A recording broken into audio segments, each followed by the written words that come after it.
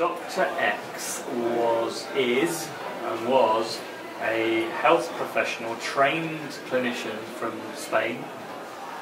He's in his early 40s, and he noticed that if you, as a health professional who is an expert in harm reduction for drugs users, that they were going online. And he thought, well, if the drugs users are going online to talk and to buy their products, I need to go online as well.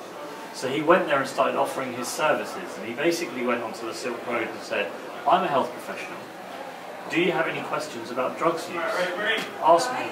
And so within a couple of weeks he was getting 20, 30, 50 questions a day about what, how do I mix this drug and that drug, how do I reduce my dosage, I started feeling this, is that normal? And he'd try and give as honest and best advice as he possibly could.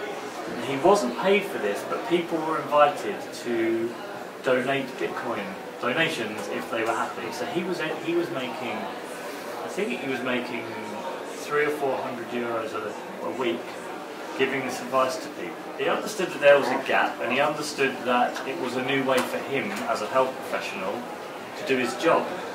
He also found that in anonymous forums people tend to be more honest about their conditions, as you would be. And he says the great problem for a health professional in this area is no one wants to be honest.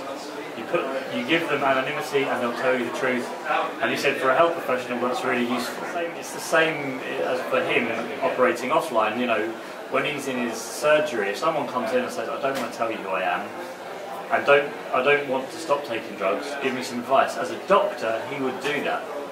So it's a new place for him to do his work. I think he just finds it to be even more convenient. Of course, he says, if I've got the patient in front of me, I can give a better diagnosis, so it's not perfect. The problem was that he was not telling people to stop taking drugs, and he was going into a site which was essentially a vast criminal organisation and making money from people who were buying, sometimes selling drugs as well, because he didn't know who the donations were coming from. They may have been coming from some of the dealers, and some of the money was probably coming from Dread Pirate Roberts, who ran the whole site. So he was taking money from an arch criminal. Dread Pirate Roberts, when he was running the Silk Road, was making $10,000 a day.